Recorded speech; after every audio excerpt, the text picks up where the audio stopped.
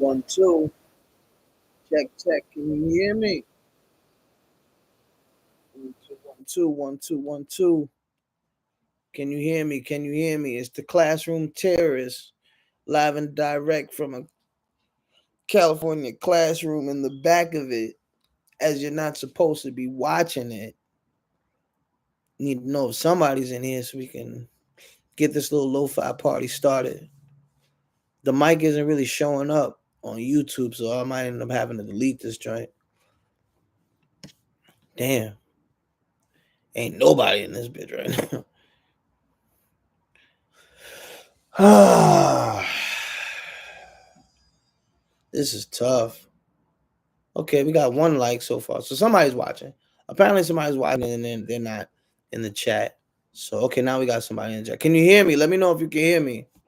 It's very important that you let me know you can hear me because I'm not doing this with a microphone or a speaker. Y'all can hear me loud and clear? Okay. That's good. All right, let's get it started. We're gonna try. We're gonna try it.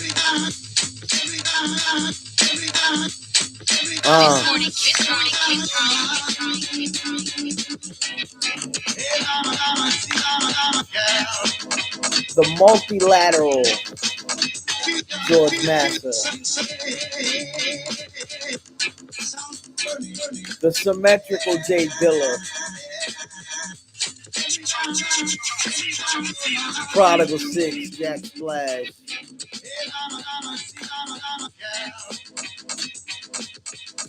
The long gone, far, far away Daft Punk.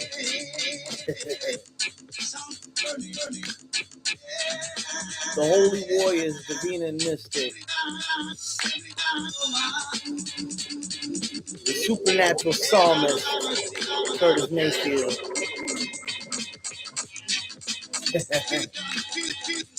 You said the Synchronic Sonic. I'm gonna beat that. The Frontiersman, Sonic the Hedgehog. And you are with the talented Mr. Anderson.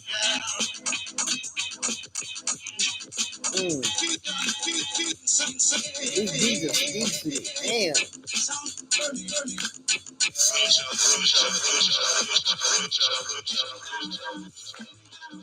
So let's, talk things out a little bit.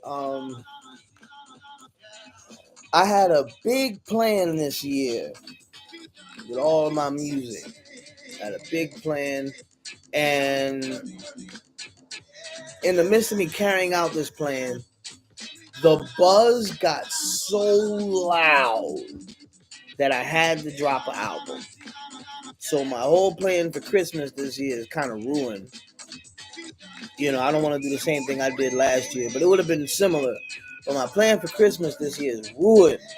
So now I gotta go back to the drawing board, or just don't plan anything. You know what I'm saying? Like I definitely think y'all appreciate the one song a month thing.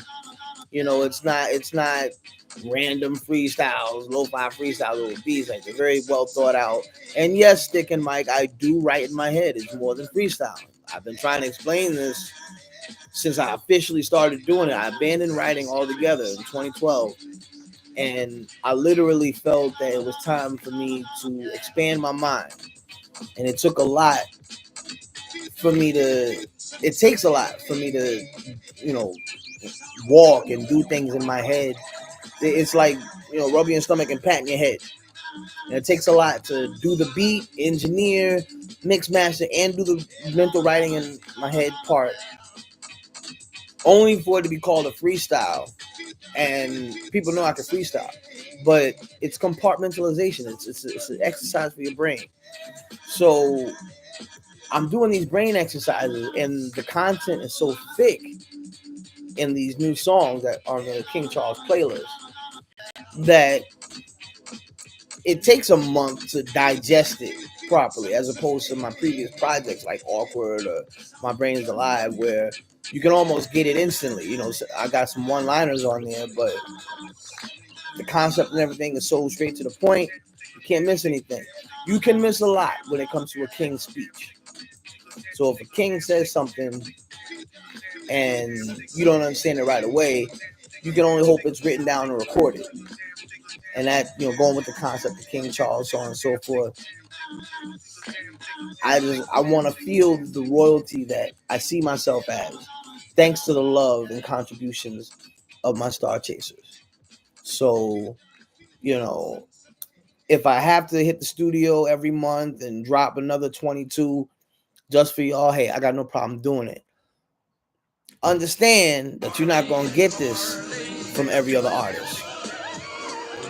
You know what I'm saying? Like, I put in work, not so much to separate myself from other artists, but to be slightly ahead of the curve. I take pride in being able to, dare I say, predict where music is going, because every song nowadays sounds like I'll Be Around and I Hate Parties. So I kind of saw that coming. I dipped into it a little bit, and here we are today. But, there's a lot of strength that comes in with the bebop, the boom bap. And I take pride in being one of the best at it. You're not going to get this attention from everybody else, no matter whether it's Griselda or Drake. And I'm not trying to shit on either. But you won't get that kind of love and attention and musical affection anywhere else. So stay tuned. It's all to the good, all for the good. Jason already said that I do write in my head. He witnessed me do it. He was there for Computer Voodoo. He saw the whole process. So it's a matter of belief. You got to believe. It's like the Mets. So that's out the way. If you want a copy of Live at 12, the album, hit up intothehamilton.blogspot.com. That's the name of the post, Live at 12, the album. Check it out. Let me know what you think. I'll probably play some music in a little bit from the album. But, it's about time we look forward to just creativity. I've been bringing it, but ain't nobody else doing it. Everything is either a carbon copy of me, mocking me, dissing me, or trying to draw me in with lust so I can be all over them. That's one of the reasons why I'm not going too stupid over Lotto, because even though I feel like she's, reaching out, referring to herself as queen, at the same time, I feel like if I dive into that world, I'm going to get pushed aside.